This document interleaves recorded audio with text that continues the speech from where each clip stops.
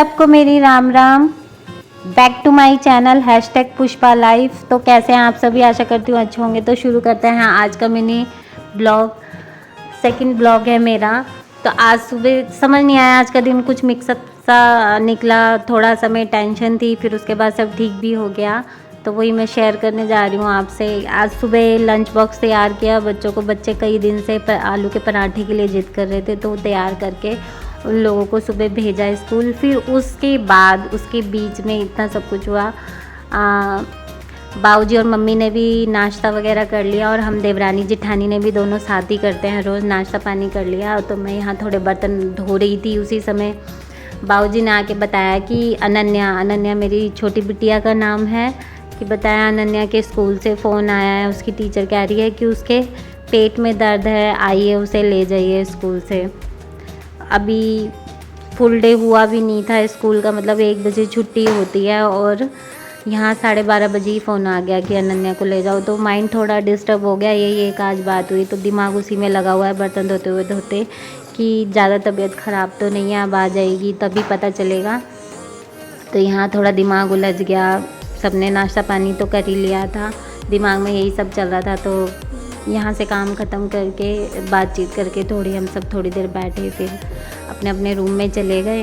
फिर मैंने कहा अब क्या ही करूँ, जब आएगी तभी पता चलेगा। तो यहाँ मैं इंतज़ार कर रही थी, नीचे से आवाज़ तो आ रही है, शायद बाऊजी ले आए हैं उसे। अब आएगी छत पे तब पता चलेगा। बच्चे जब तक नहीं आ जाते ना, तबीयत ख़राब का सुन लो तो हर माँ का यही हाल होता है, ऐसी खड़ी होकर इंतज़ार कर रही होती है। तो ये आ गई मेरी लाडो का नाम स्कूल में अनन्या है। तो मैं उससे यही पूछ रही थी क्या हुआ क्या नहीं हुआ, कितना दर्द हो रहा था, सुबह क्यों नहीं बताया आपने। तो उसने कहा मम्मी सुबह नहीं हो रहा था। तो फिर ये ऐसा होता है ना कि इसको देख के तो लगा अब ठीक है। मैंने पूछा तो कह भी रही थी मम्मी अब पेन नहीं हो रहा। तो मैंने कहा कहीं आप नाटक तो नहीं कर रहे थे। जैसे अपना बचपन भी याद आ जाता है, कई बार हम भी ऐसे छुट्टी होती थी तो ये नहीं होता था कि यहाँ दर्द हो रहा है वहाँ दर्द हो रहा है।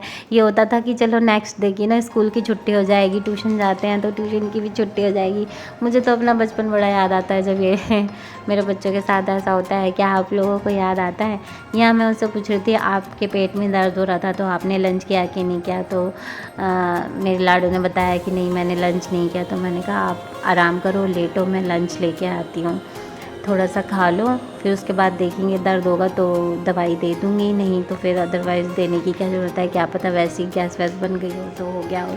तो नाश्ता वाश्ता कराने के बाद मैंने सोचा चलो अब बिटिया के दर्द था नहीं तो फिर सब ठीक भी हो गया, मन भी ठीक हो गया। तो मैंने कहा चलो थोड़ा अपना जो अदर ऐप्स हैं उनके लिए, जो मैं शॉर्ट वीडियोस क्रिएट करती हूँ उनके लिए तैयारी कर लूँ।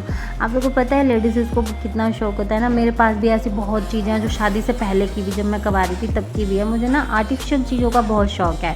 आर्टिफिशियल इतनी मुझे गोल्ड ज्वेलरी वगैरह इतनी पसंद नहीं है। आर्टिफिशियल ये जो चूड़ा है मुझे मेरी शादी में मेरी दीदी ने गिफ्ट किया था, ताऊ जी की बेटी ने।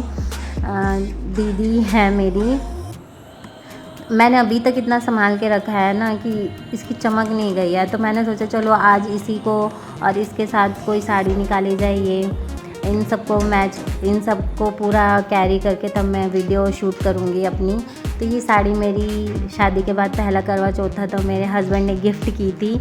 आप लोग बताइए कैसी लगी। मुझे ना नई नई चीज़ें खरीदने, उनको दिखाने का ऐसे बहुत शौक़ है। और लेडीज़ को तो हर लेडीज़ को ज़्यादा शौक़ होता ही है। और मुझे कपड़ों का, गहनों का बड़ा शौक़ है, आर्टिफिशियल गहने। तो मिलते हैं नेक्स्ट ब्लॉग में। जय श्री राम सबको।